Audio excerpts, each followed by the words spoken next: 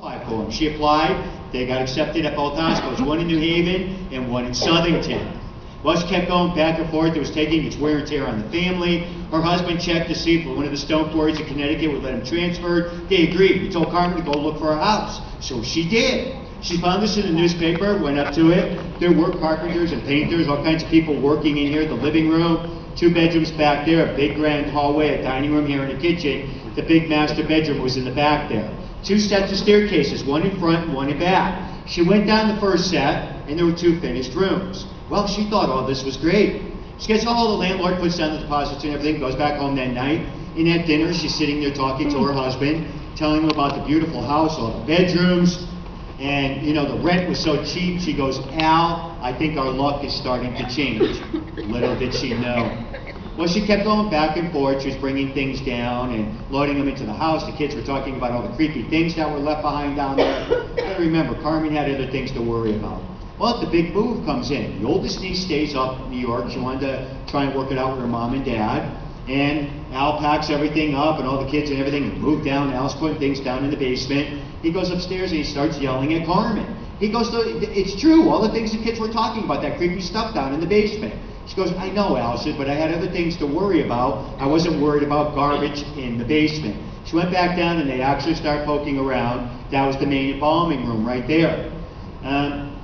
You know, they sifted through everything, all the paraphernalia was left behind, all kinds of things, but the bizarre thing, and I learned this 23 years ago, is that in funeral parlors, it was very customary, when they would embalm people, what did they do with the blood? They used to have holes in the floor and let it go into the ground.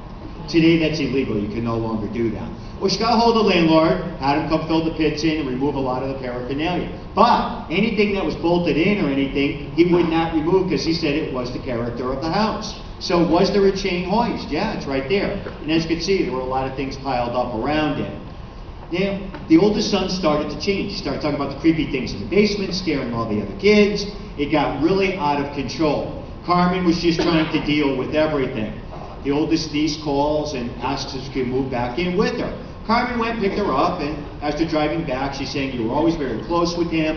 I'm hoping you can get through to him. She goes, he's scaring the kids, talking about all these creepy things down in the basement. I can't get him to go to school. I can't even get him to sit upstairs and eat dinner with us. She says, you were always close with him. I'm hoping he'll open up and tell you what's going on. I did ask the doctors if it had anything to do with chemo. They said, no, take him to a psychiatrist. So she did. They deemed that poor kid with all kinds of things, had him on all kinds of meds, but these things were still going on. The niece did everything she could to try to bond with him. The very last attempt, she went down into his bedroom.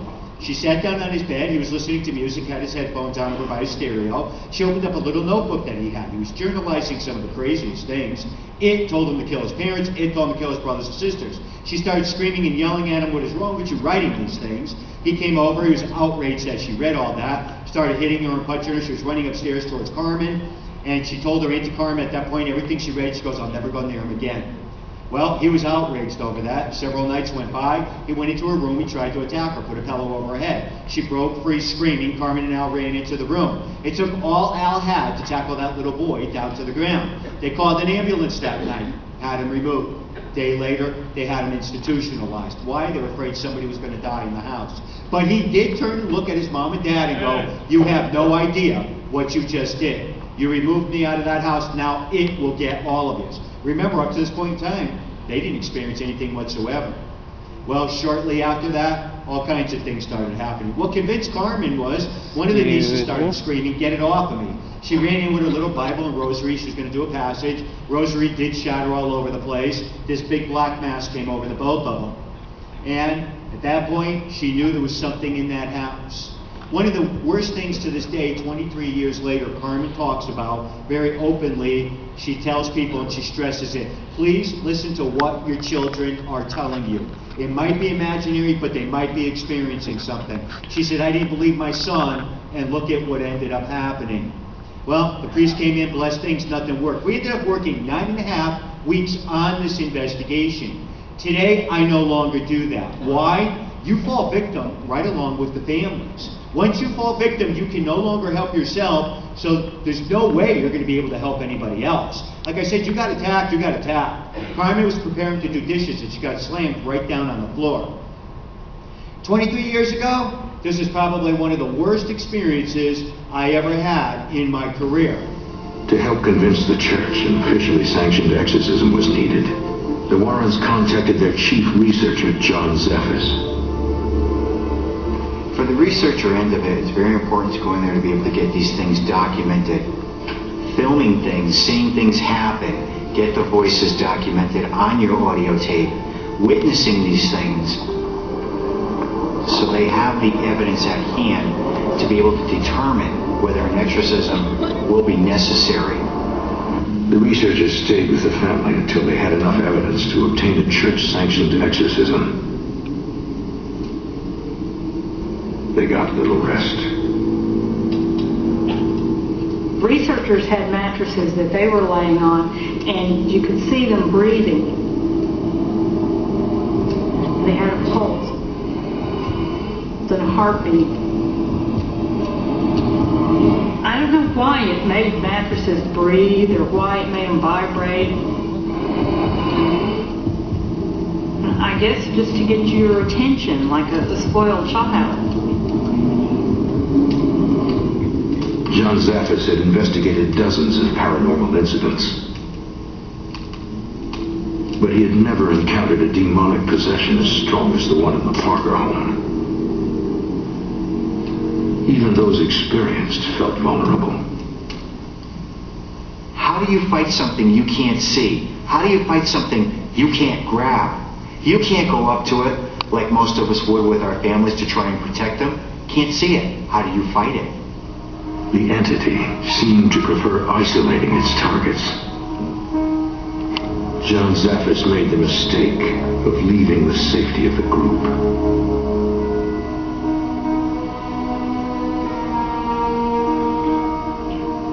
When I was jotting down the events from the day, it started getting very cold.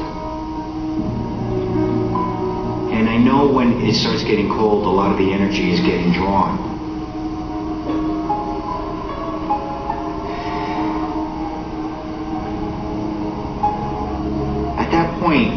I started calling for anybody in the house. I was calling for the children. I was calling for the parents.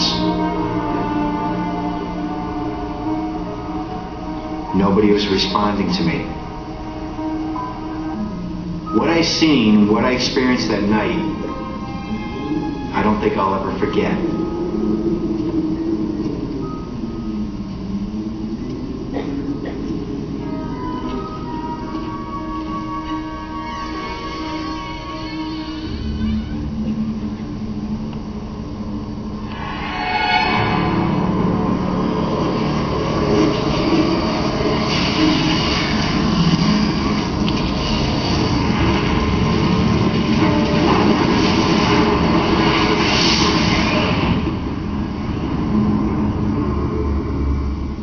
Did I get scared? That was the most scared I've ever been. I have never witnessed something since then to that degree and that intense. And I hope I don't. I'm too old now and I don't want to drop dead of a heart attack. But, you know, when you, like I said, when you experience things like that, you just don't forget it. I made a decision that night to get my car keys. Why? To get the hell out of that house. I had it convinced in my mind that that creepy thing was going to show up at my house where my wife and kids were. But everything, you know, was fine at home. But I made a decision I was not going to do this work anymore, wouldn't take telephone calls from nobody, nothing. But we had a good, very spiritual friend in the family, called, and I got on the phone with him. And he goes, John, you won't talk to anybody. We don't know what happened. I explained everything to him. And I said to him, I said, you know what? You guys can deal with this stuff. Satan can have a whole bunch of years. I don't want nothing to do with it ever again. And he got very quiet. And he goes, well, what it set out to do, it sounds like it achieved. And I said, well, what do you mean by that? Scared you enough, John, so you don't want to do the work, so it accomplished what it set out to do. He was right. Made a decision, went back into the home. Several days later, the exorcism was performed. It was very successful. The family moved out a couple of weeks later.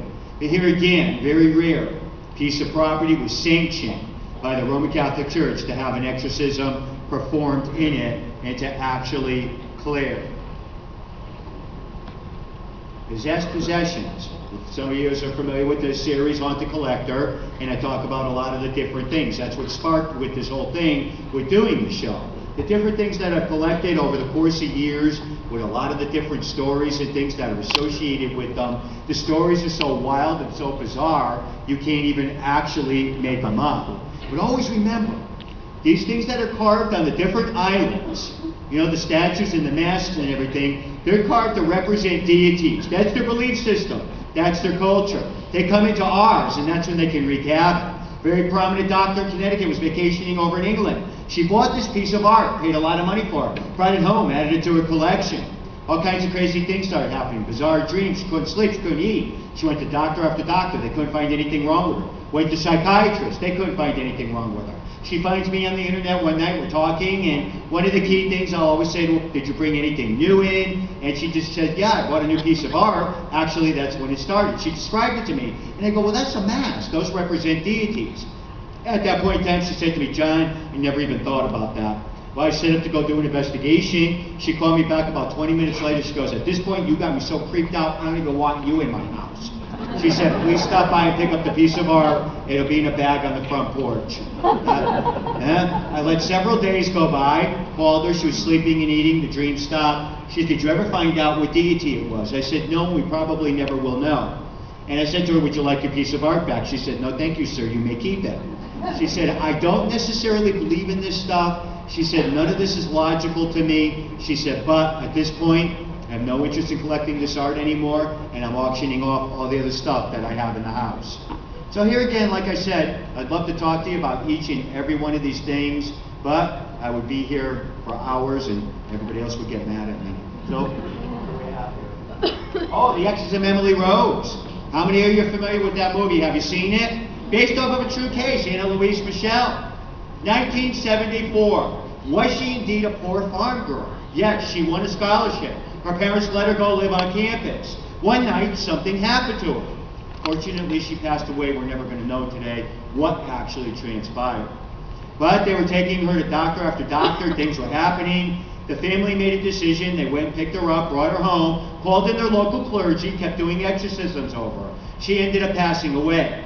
But we found out during the research of the movie that she did not die as a result of that last exorcism. She willed herself to death. She stopped eating, she stopped drinking, she developed pneumonia, and she ended up passing away. But the two priests and the mother and father in that case were indeed charged with manslaughter. I went to go see it, and I was quite taken back by how close Hollywood got the facts to that case. Very close on a lot of the things that we do deal with. Anna Louise Michel, the actress looks so much like her. I'm going to play you a small clip of some of the sounds from one of her actual exorcisms.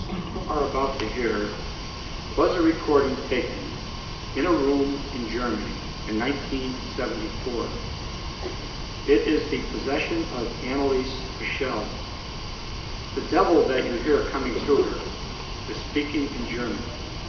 Also in the background you will hear the priests, who are of course German, who are reciting the ritual Romano, the ritual of exorcism where Catholicism is concerned.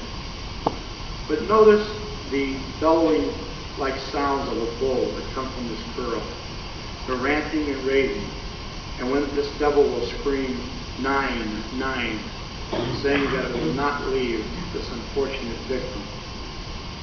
I'm sorry to say that this young woman did become a soul victim and did die during the exorcism itself.